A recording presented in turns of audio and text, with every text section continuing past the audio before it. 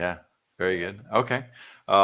And before we dive in too far, I'd love to know for visionaries out there listening, what are three resources that you recommend? Three books they should be reading, or resources they would benefit from taking a look at.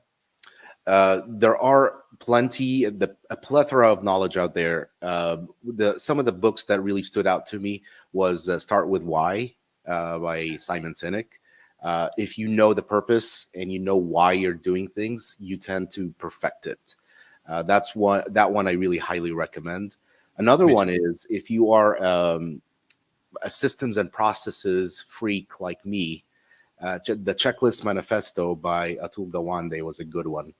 It really taught me to be disciplined and to have everything in a process and a system so that it's consistent and scalable. So that was a good one. Another one is called the Lean Startup for entrepreneurs and visionaries. That's a good one. I highly recommend. Great choices. Those are awesome ones. All right, Dr. Tarek, we're going to dive in right after the intro. Everybody be ready for this. We're going to be talking about systems and processes that'll make you smile and scale with dentist, periodontist, Dr. Tarek Aly. We'll be right back. All right, welcome in to Vision Pros Live with Jackson Calame. I'm your show host. We will be doing interviews for visionary entrepreneurs and guest leaders who are building fantastic visions out there.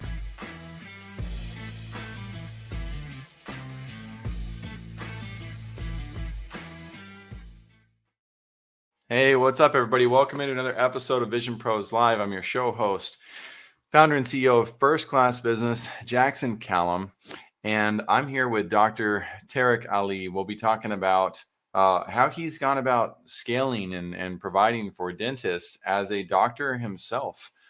Scales and scaling systems and processes. Systems and processes, they apply to all sorts of business models. Now, I won't say every business model because I haven't helped every business, but one of the early businesses I took on when I first launched JCal Digital was a dentist in San Antonio. And yes, the systems that we used at Restaurant Connect for SaaS, the systems that we used at Video Power Marketing for scaling global viral video campaigns on YouTube, the systems that we used at Own Local, helping the newspaper industry move into the 21st century and adopt digital revenue streams. Every single client that I consulted with, I would ask almost the exact same questions with just a tiny spin on it, such as, for instance, what types of patients do you serve versus what type of clients do you serve versus what types of customers do you serve? It doesn't change. It's all about service when you work in. So maybe we should narrow it down to this: the service industry. So if you're in the service industry, if your product or your service is designed to help people, then I highly recommend tuning and listening to what Dr. Tarek has to say. So with Dr. Tarek Aly, he's a periodontist. He has a marketing diploma, master's of business administrator, certified valuation analyst, pilot, traveler, and triplets father as well. He's a co-founder of Modern Smiles. That's 10 dental practice locations, primarily throughout Texas. Partner at Community Dental Partners, where they have 82 dental practice locations, and a co-founder of OrthoDent Management, 12 dental practice locations, and the founder and president of Precision Advisory LLC. And I promise you, he looks like he sleeps too. So he's a versatile professional who combines his background in dental and general dentistry and periodontal surgery with a robust foundation in management and leadership. A graduate in dentistry from Alexandria University in Egypt. Let me know if you know anybody who graduated from a university in Egypt. I think that's cool in and of itself. He's also earned an MBA from Stephen F. Austin State University in Texas, obtained a CVA certification from the National Association of Certified Valuation Analysts. So the man loves to study. And without further ado, I can't wait to bring him on stage. Dr. Tarek, thank you for joining us on Vision Pros Live. Hi, Jackson. Thank you for being on your awesome stage.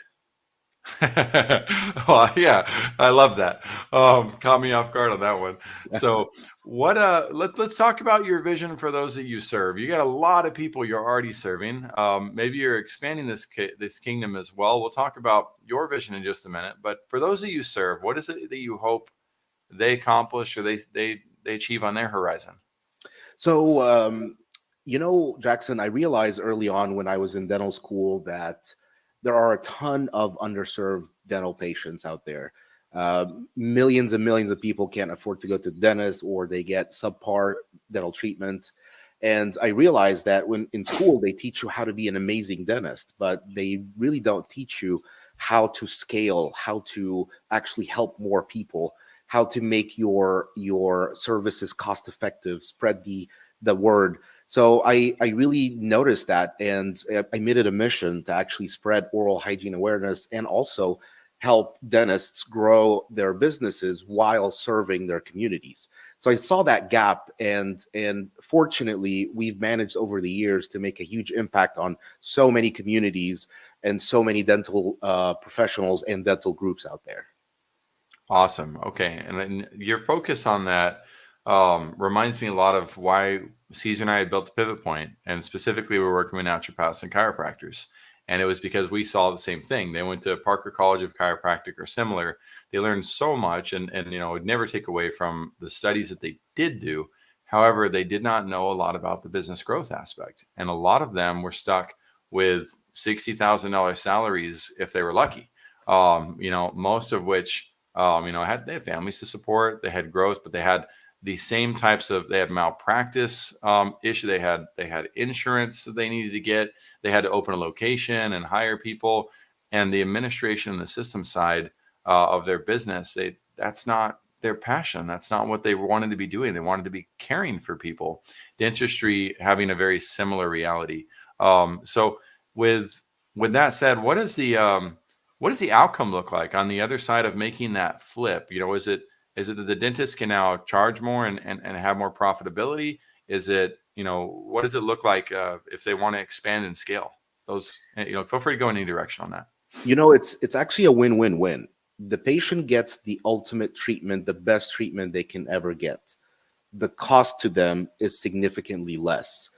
The dentist makes more money, and you're able to see more patients, be in more communities, grow. Instead of having one location, you can be 5 or 10, make more money, work less, have more impact on patients every day. So it's a really win-win-win. Everybody wins in this scenario.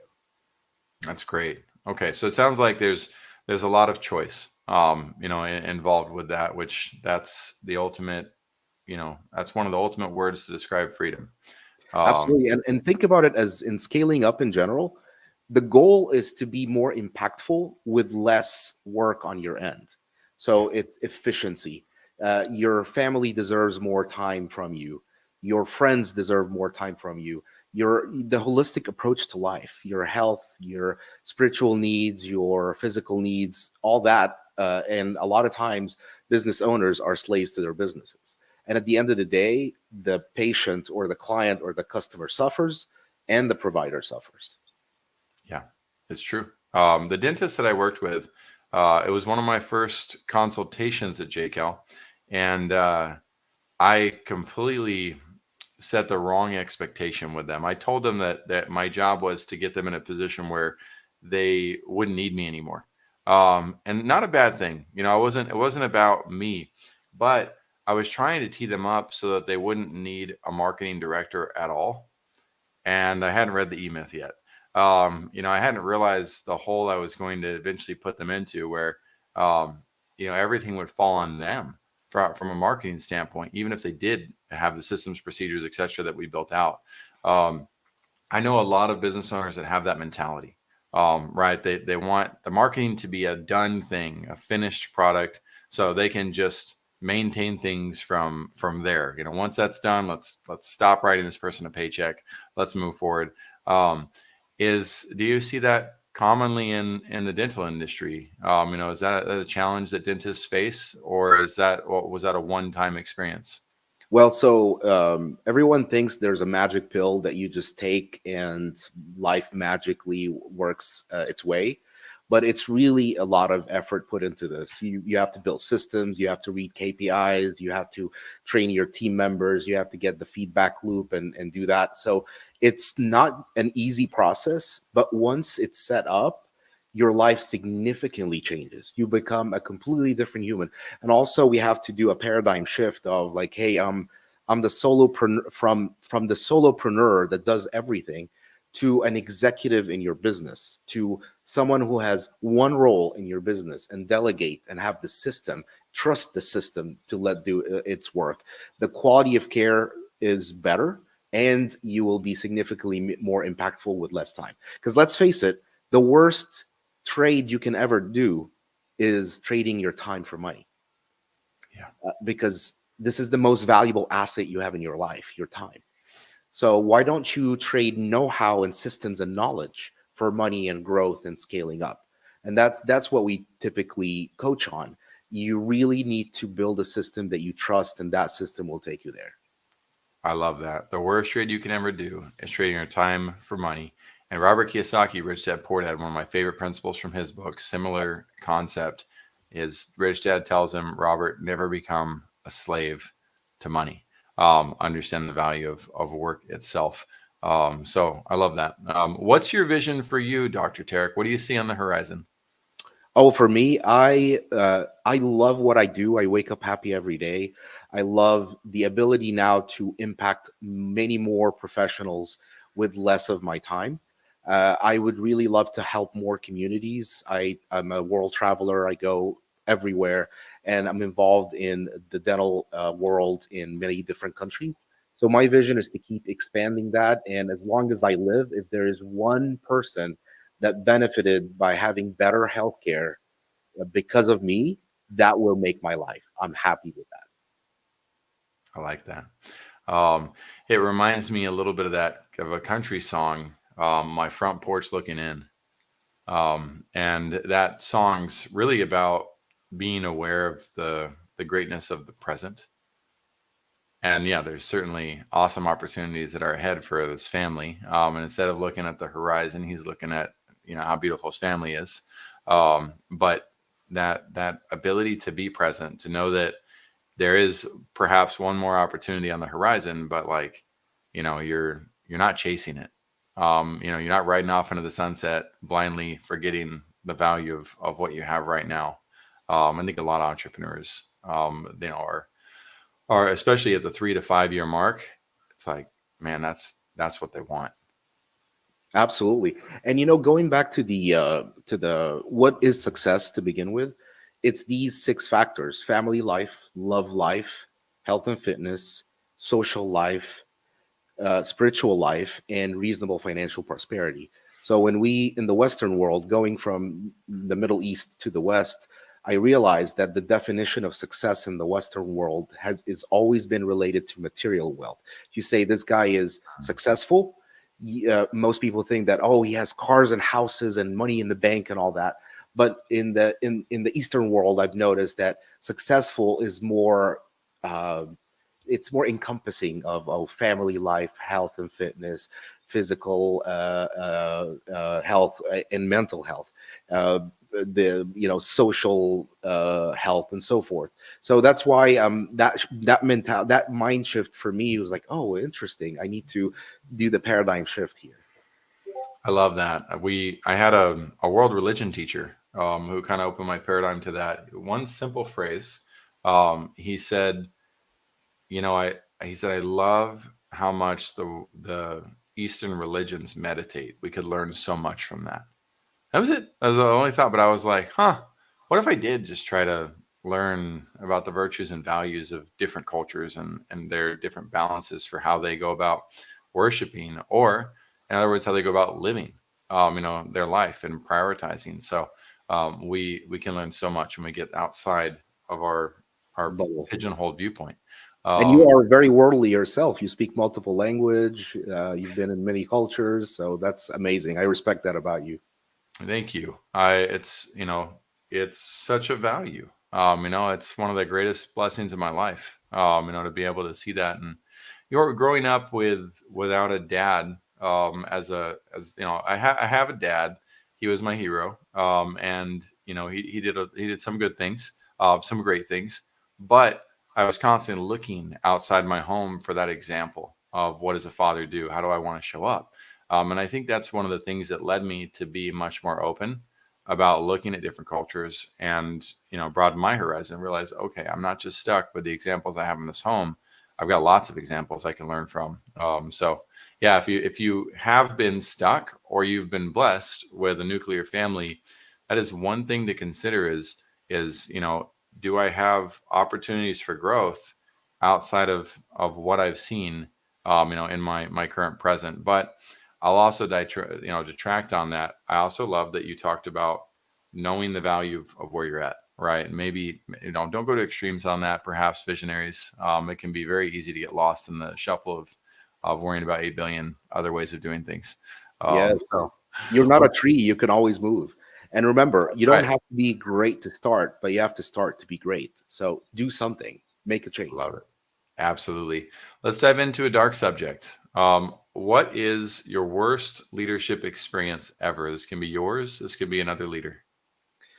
So in the beginning of my leadership career, I didn't have the science and art of leadership. And for me, it was struggling dealing with many different types of personalities of humans. Machines are predictable, zeros and ones, easy. But anytime you deal with humans, it is very, very hard. I faced numerous challenges. One of them was that we've had team members from dental practices steal from the office.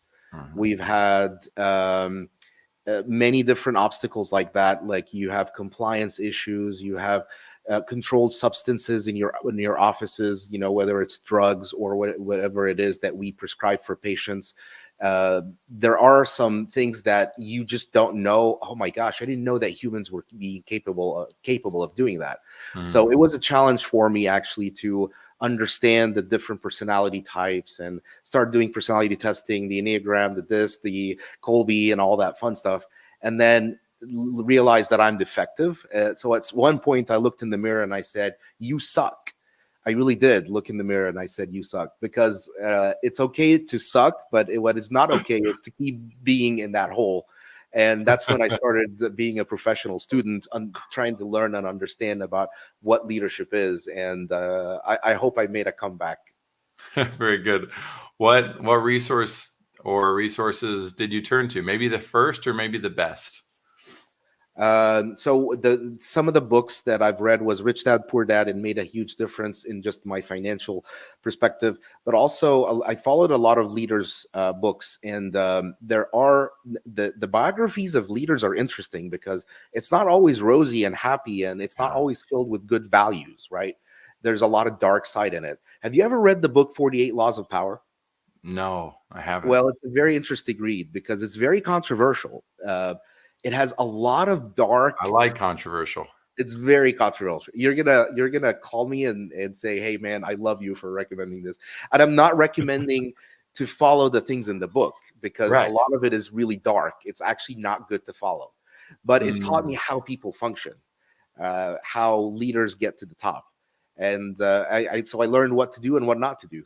right. So yes, there were plenty of resources, and of course, mentorship. Coaching is very important. Let me ask you this: how many workout routines did you download from the internet and never done? How Oh, many geez. cooking instructions and recipes you downloaded and never done? So it's really not about the know-how; it's about having the coach to take you there with holding your hands and accountability. So coaching helped me a lot as well. Nice. That is an important one. For those who have a coach, I recommend watching out for your own blind side on that. I hear so many people say, "I already have a coach," and the most successful people that I know have lots of coaches. And so if you have a coach who's telling you you already have a coach, one, consider you're working with somebody that might be very controlling. Two, if you are the one who's putting that limitation and doesn't realize that your coach doesn't know everything, you might need a coach for finances. You might benefit from having a coach for fitness. You might benefit from having a coach for marketing. Again, expanding your ability to have great coaches by your side, multiples, can help make sure that you're protected from more and more of the potential blind spots that you'll have. So, well said, Dr. Tarek. Coaching is extremely important. What's your best leadership experience? My best leadership experience has been when I've watched the team that we built become team leaders and expand. My first aha moment was that I was on a train in Italy, and I've been gone for about a week or so, or 10 days. And I had not received one single phone call, which for us at the time was insanity, because you're like always on the computer, always on your phone. And I had not received one single phone Ooh. call for 10 days. And I thought, wow, am I not that important to my team? And then I realized, like, wow, this is the true definition of success, is that your business is taken care of, your patients are being taken care of, your team is being taken care of, without, and they didn't know I was gone, without one single interference from you. And for me, that was my favorite leadership experience. It may not sound much, but for me at the time, we had maybe 7, 8 locations, about maybe 100 team members. At that time, that was a very big aha moment, and that's when I started obsessing about scaling up and taking this to the next level. Ooh, I like that. That's reminds me of an aircraft carrier, and how I was just talking to two leaders that we brought onto the team recently. They're executives in training, and as an aircraft carrier that carries a lot of people, it's my job to get on my airplane, to leave the ship. Right. And the ship's supposed to progress while I'm gone, but I'm supposed to be going about doing my own thing around the world. And I've got to know where that ship is so that I can come back to it the right way. But even if it was more like a train and I'm like on a horse, and back in the old days, like sometimes you're going to see me coming on like, wait for me, but that's a good thing. You want your team to be moving things without you. You do not want to control the train at all times. That's not true leadership or true power. So I love this. I love this example. yeah, so I sometimes find myself on my horse trying to catch up with my team. Guys, I'm grateful Love it. for you, but I was just shot by. Never mind. We'll keep going. So, entrepreneurship is hard, my friends. Elon Musk said, uh, "Yeah, entrepreneurship is like eating glass. It takes a crazy person to do it." And it's one of Absolutely. my favorite quotes for entrepreneurship, because there's It's almost no point to it. If you look at exactly. the actual like pathway, or if you look at those biographies of great leaders, you're like, man, that was like that was so almost inhumanly possible what they did. So Absolutely. I mean, it's like, I like that, the example of like jumping off a cliff and yes, building your airplane as you descend. Reid Hoffman, Yeah, LinkedIn. Yep. He said entrepreneurship is like pushing a plane off of a cliff and repairing it while it's going down. Right. very I, true. both those I heard in the same exact article. We must have been reading it together without knowing it. Yes. So, all right. Let's see here. So now, time for a serious shift. If this was your last chance to share a lesson with visionaries, what powerful lesson can other visionaries learn from your experience? What's the last lesson? Um, Number one, define your why. Why are you doing this? Number two, focus on what is the definition of true success, which is the 6 things that we talked about.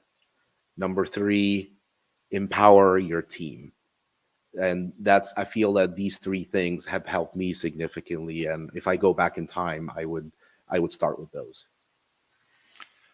I'm writing these because I want them. 3 was empower your team, correct? Number three was empower your team. Yes. Okay, awesome. Those are I'm glad you gave us a recipe. That's neat. Out of 178 episodes, I think you're the first one to give a recipe, like a step-by-step breakdown. You like to cook? Yeah, it's therapeutic, actually. Yeah, very good. I like to use the micro. No, I like to cook too. So how like have you gone to cooking classes and all that? Did you learn through the internet? Where'd No, you it's pick up those skills? it's basically having an Egyptian mom. Okay. You because the reason they have kids is to slave labor them, right? It's like, hey, you do this, you cut the tomatoes, you do that.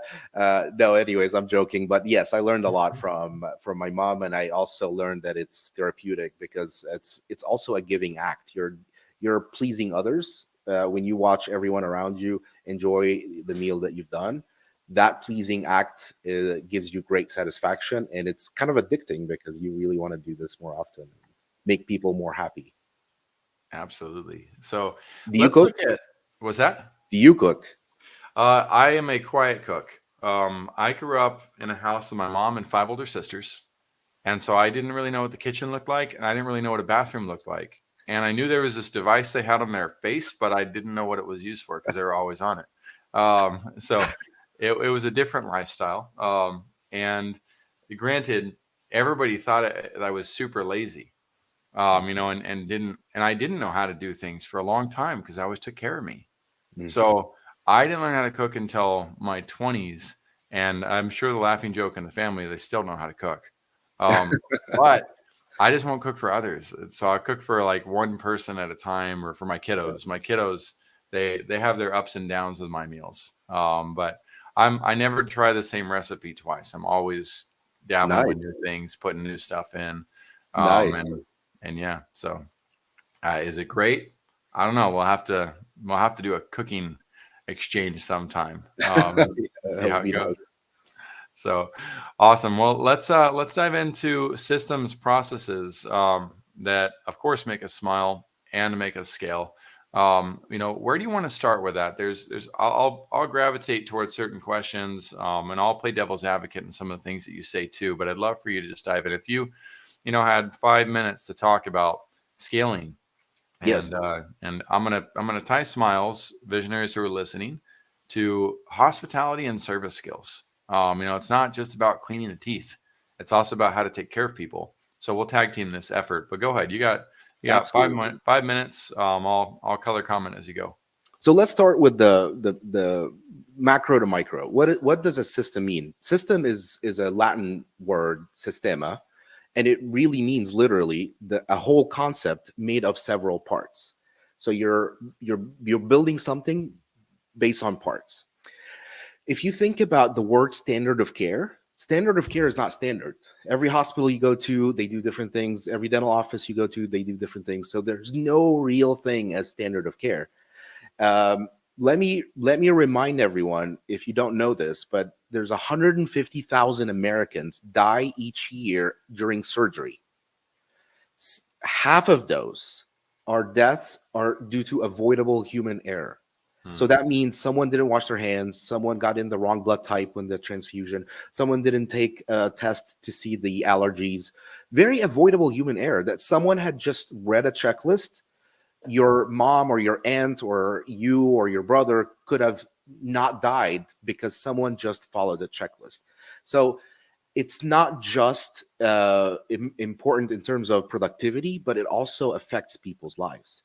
Do you know that the building failure rate is 0.0002%? That means for every, you probably walked into hundreds of thousands of buildings in your life. Did you ever think that they were going to fall on your head?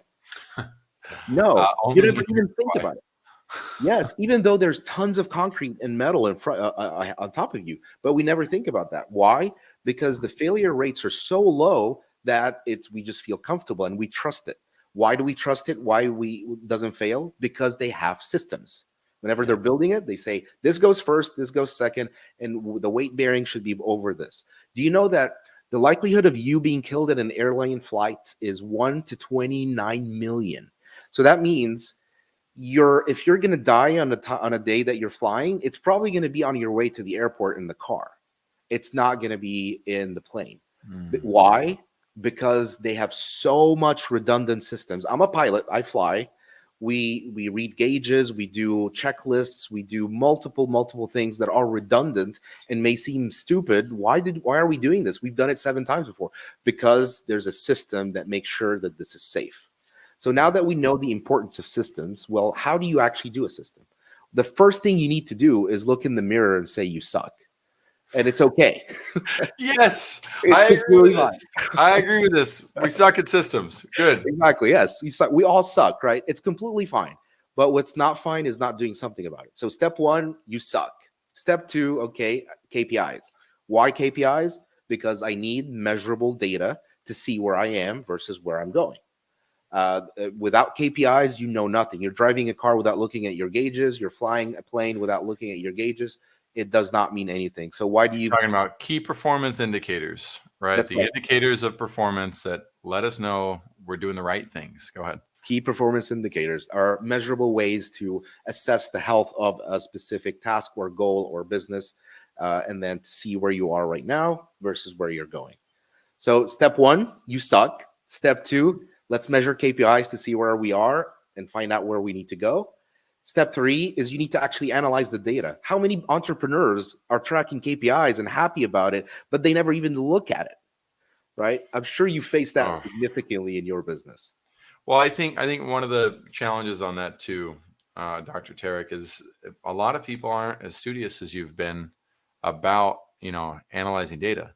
Most of us, I think most human beings, if not all of us, are really really bad at understanding the variables. We jump to conclusions very quickly, and if you don't study it, you will never know. Right? You will only have the capacity to jump to conclusions or follow your intuition, but following your intuition without studying is like having faith in something without studying. Blind faith is not the same as faith. One is a vice that will not serve you. One is an action oriented faith. Well, the same is true with numbers in our business. We have to know what KPIs to track, and we have to know how to then track those and how to determine whether that indicates a good thing or a bad thing. And so there's a lot there, but that's also why you need a coach. Why you need somebody to guide you on it, why you should be listening to what Dr. Tarek's talking about right now. So this is a You passion couldn't of have mine said it- because they need a lot of help. Absolutely. You couldn't have said it any more perfectly. Well, I get to Okay. color commentate. My part's easy. Your part's pulling forth the clear knowledge without the prompt. So go ahead. So yes, you're right. KPIs are the standard way of doing of assessing things. If you're making decisions not based on scientific evidence, then you're most likely going to make the wrong decision. But also to know what to track, how to track it, what to do with it, you actually do need some knowledge, which I agree with you 100%. Having a coach will help significantly with that. It'll just going to do the shortcuts. So, all right. Did you remember the steps? What was step one? Yep. Step one was start with why. Yes. Well, and also, in Or building the how do you system. build a system? Is that the one Yes. we're talking about? Those steps. Okay. So the new recipe, the second recipe, The new how recipe do you, is step how do one. you build a system? Yes. Right. So And step it's one is admit how to I build a suck system. at I building suck. Yeah, systems. Right. that's And right. two, Two, KPIs. Got to get my KPIs. KPIs in place. And three, Exactly. I got to analyze the data. Exactly. Yes. So analyze the data. Now that we analyze the data, now we have to do something with it. I mean, you tracked it, you analyzed it. Okay. You realize, oh, these are some things we're doing amazing, and these are some things that we suck. Then you build a standard. You build a I got to pause you real quick. Everybody is hearing this thing about the I suck thing. I want you to say it with me. I suck at speaking Chinese. Okay. I can I say it with me. speaking Chinese. I suck at rollerblading with one rollerblade on, carrying a 50-pound anvil. Right. This is not about you attacking yourself and saying you are not a worthwhile human being. This is about recognizing that there are things that we are bad at, and that is okay and healthy to admit. So when Dr. Tarek's talking about how I suck at building systems, that's not something that most people should even be proud of being good at. Most of us aren't integrated. I'm an integrator. I've learned how to do this. So I don't suck at building systems, but I do suck at building new systems without proper guidance. So Absolutely. again, I think I've created enough context around this that everybody can finally sit down, Absolutely. not 100% cry, agree with you. and build it. Go ahead though. Yeah. The reason I say this is a lot of times our ego gets in the way. When you have a successful business and it's growing, everybody around you is like, oh my gosh, you're doing amazing. You're fantastic. Ooh. But that gets in the way of progress because we always have to admit that we are defective at some point, that we need to improve, and there's no improvement without acknowledging that. So yes, You just hit me with something big. A big little inspiration came in. And so Simon Sinek says start with why. And I would say it's your ego that makes you cry. oh, I love it. Right. And I'm talking about good tears. I'm talking about the bad. It's your ego that Yes. makes you cry. If you get offended, right? If you get defensive, and you're crying about it, you're feeling it's because of your ego. In that regard. If there's a place for that. All right, go ahead. Keep going. 100% agreed. All right. So step one, there are some things we can improve on. Step two, measure KPIs. Step three, analyze the data. Step four, build the SOP, which is checklists, systems, audits. Every repeatable process in your business has to be written down in a standard form. Yeah. Whatever it is, receiving the first We patient. narrow these down to 3 at First Class Business, and that's procedures, resources, and templates. Oh, love it. Okay. That comes from Dan Martell, SaaS Academy. Super, super great coach, by the way. Procedures, resources, and templates. I don't know of a system that goes outside of the bounds of those 3. If you think of one, we might need to add a new letter to the equation. But yeah, your PRs and Ts, that's our indexing for our systems. Love it. Love it. And 100% agree. If you have a process that is repeatable, you have to have a system for it. Otherwise, it's not going to be, the quality of care is not scalable. It's not going to be consistent. So a patient comes in Monday morning, they'll have a different treatment than Friday afternoon. Just because, someone's tired or someone had a fight with their spouse this morning. Or you brought a dentist in who is practicing completely different at another dental practice. Right. And I've been to multiple dentists. I know what it's like to try to search for a new dentist. And the one who, has all the fancy schmancy equipment, and he's got a DSLR to take pictures of your teeth. And next thing you know, he's trying to corner you into paying for a ton of stuff. And you're like, what the heck? Like, I've never been to a dentist who's this cutthroat about driving profitability, but thank goodness I'm a marketer because I know exactly what he's doing. Like there are some crazy practices that are out there for crazy differences in terms of how people operate, which is why you don't want to bring in a rock star and just let them loose, because their version of being a rock star might not be ethically aligned with what you do in your practice. Absolutely. So I was wondering, how do you know so much about the dental industry? Did you work with dentists? Did you have some? I did work with, but first my sister married a chiropractor, so I read chiropractic first. But before that, she also was studying dental hygiene in Beeville, Texas. And I was many times I was doing flashcards with her, and I go to her school as well and learn about the process. But I wanted to be a doctor. So I studied the National Youth Leadership Forum for Medicine as well. And was in the medical co-op program in high school. So yes, I have a love for learning, and dentistry is, anyway. Mm-hmm. That's amazing. You never fail to impress, my friend. Well, and neither do other human beings that are out there. You visionaries that are listening in, we're actually going to wrap up on that. We're going to leave it right where it's at. Dr. Tarek, you gave us so much wisdom in terms of systems and processes, and systems and processes that make me smile, because I don't know a lot of coaches, a lot of trainers and consultants that can precisely dive to the depth that you did today, as efficiently as you were able to do. And I know that's proof of scale, and scale with such a great attitude as well. It's such a well-roundedness centered. I see in you what you talked about early on, that definition of success from the East that is about balance. So there's so much I could say about you. I'll leave the bromance where it's at. Vision Pros, those of you who are listening in, you'll be able to find out more about Dr. Tarek on the landing page, the action steps. The action steps might be simple. In fact, I'd recommend, instead of just diving into people's online digital marketing assets, one of the best things you can do is go to their LinkedIn profile, connect with them, and ask them if they're willing to meet with you. Actually go for the human to human connection. And then in addition to that, if you have a vision and you'd like to share it on our show, then in the top right corner, you'll see a button that says be our guest. We'd love to see you apply. We want to extract from the world the awesome visions that are out there and inspire other visionaries to pursue their visions. And that comes about by bringing different people of diverse backgrounds on the stage, getting to know what great you're doing for the world. If you have a question for Dr. Tarek, then drop it in the comments. We'll be happy to tag him and make sure that he sees that. And if you were blessed by this show, then subscribing, sharing this with somebody else who comes to mind, another entrepreneur who needs systems, processes, or help from some other kind. We got 178 leaders who've already been on the show who shared amazing visions for what they do. Before we wrap up, Dr. Tarek, is there anything you'd like to share at the end? Well, first of all, I enjoyed being on your amazing platform. Thank you for the opportunity.